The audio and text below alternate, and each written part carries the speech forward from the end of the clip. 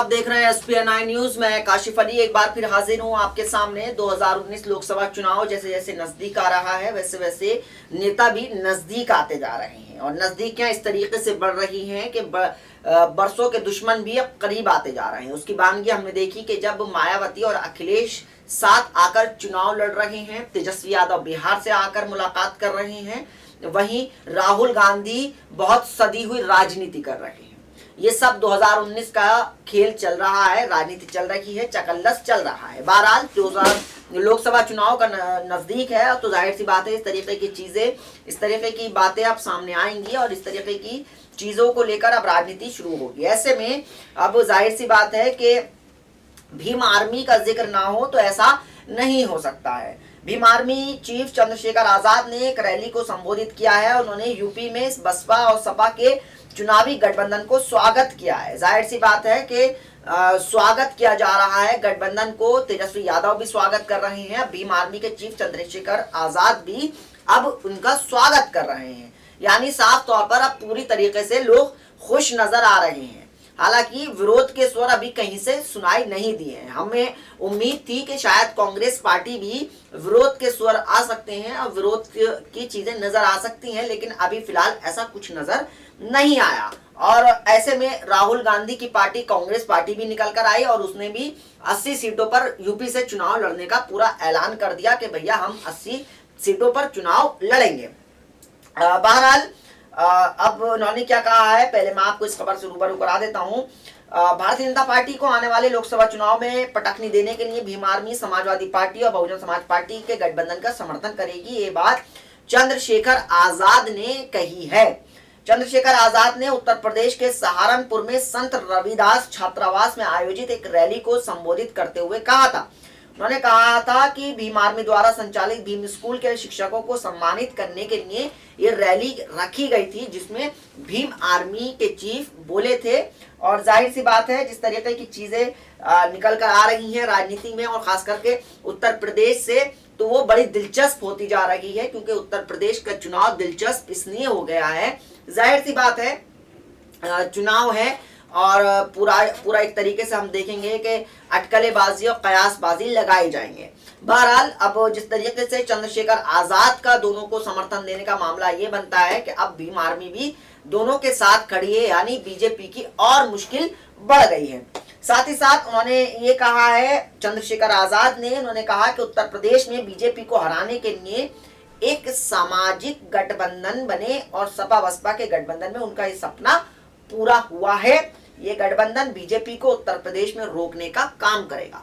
यानी भीम आर्मी के चीफ चंद्रशेखर आजाद का साफ तौर पर कहना है कि जिस तरीके से देश में उन्होंने बीजेपी ने एक अलग तरीके का माहौल तैयार किया है और बीजेपी ने जिस तरीके से देश में तोड़ने की राजनीति की है, तो उसमें एक सामाजिक गठबंधन का होना बहुत जरूरी था और उनका इस सपना अखिलेश और मायावती के गठबंधन से पूरा हुआ है। यानी साफ तौर पर उनका कहना है कि इस गठबंधन से वो बेहद खुश नजर आ रहे हैं और उनका साफ तौर पर यह भी कहना है कि बीजेपी अब उत्तर प्रदेश में रुकेगी और जिस तरीके से 72 सीटों पर जीती थी पिछली बार 2014 में लोकसभा में, तो जाहिर सी बात है बीजेपी का मनोबल काफी बड़ा था। लेकिन अब बीजेपी थोड़ी सी डगमगाई हुई नजर आ रही है, क्योंकि एक तो पहले से ही योगी आदित्यनाथ लगातार सवालों के घेरे में है और दूसरा सपा बसपा जो क्षेत्रीय मजबूती पार्टी है उनका गठबंधन हो जाना और बाकी कांग्रेस का बहुत लचीलापन होता है इस गठबंधन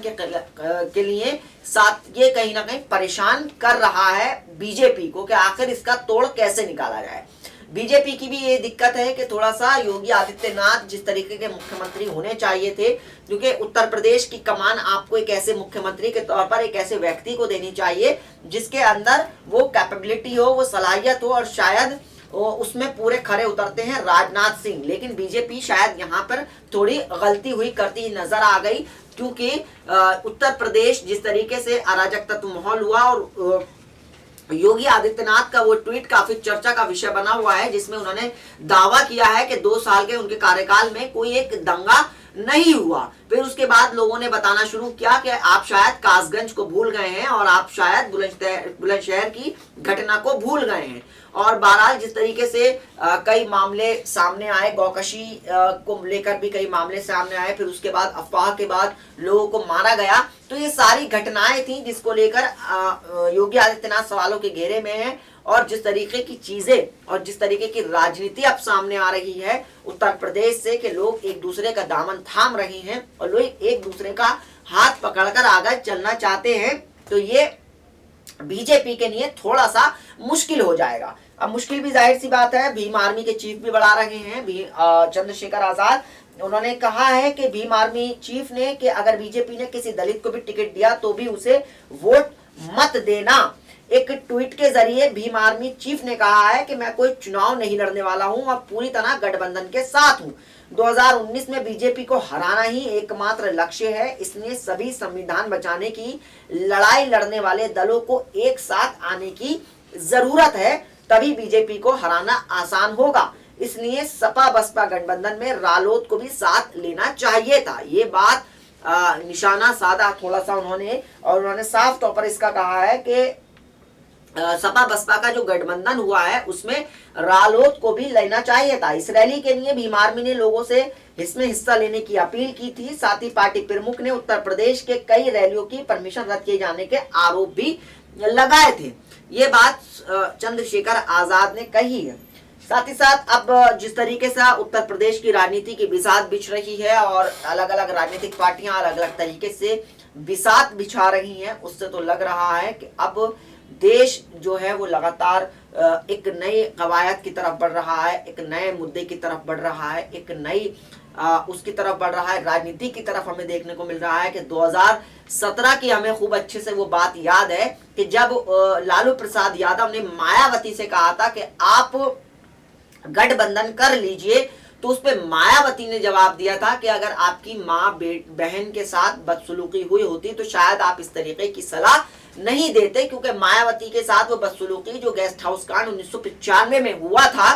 तो ये सारी चीजें हैं। अब वो प्रेस कॉन्फ्रेंस करती हैं मायावती और कहती हैं कि वो गेस्ट हाउस कांड जैसे चीज को भी भुलाकर आगे बढ़ रही हैं। यानी साफ तौर पर कहा जा सकता है कि अब मायावती और अखिलेश का साथ आना चंद्रशेखर आजाद को भी भा रहा है और बाकी जो छोटे छोटे दल हैं, अभी हालांकि उनके नाम सामने नहीं आ रहे हैं, वो भी उनको भी ये भा रहा है और ये राजनीति चल रही है। 80 लोकसभा सीटें हैं, गठबंधन हो चुका है अखिलेश और मायावती के बीच, और राजद तेजस्वी यादव भी मुलाकात कर चुके हैं और अखिलेश से भी मुलाकात कर चुके हैं। जाहिर सी बात है कि अब राजनीति बहुत दिलचस्प होती जा रही है उत्तर प्रदेश की, और जिस तरीके से लगातार मायावती, अखिलेश और भीम आर्मी के चीफ चंद्रशेखर आजाद, ये सब लोग अगर एक मंच पर आते हुए दिख रहे हैं तो कहीं ना कहीं अब बीजेपी के लिए बड़ी मुश्किल हो जाएगा यूपी में अपना रण बचाना, क्योंकि जाहिर सी बात है कि रथ को रोकना इसलिए बहुत वो हो जाएगा, परेशानी बीजेपी के लिए इसलिए हो जाएगी क्योंकि पीएम मोदी भी यहाँ से चुनाव लड़े हैं। अब पीएम मोदी के खिलाफ कौन चुनाव लड़ेगा, पीएम मोदी कहाँ से चुनाव लड़ेंगे, ये भी एक सवाल है और ये भी एक अपने आप में देखने वाला विषय होगा, क्योंकि अब साख यहाँ पर पहले ही बट्टा लगा दिया था योगी आदित्यनाथ ने गोरखपुर में की हार जो उपचुनाव में मिली,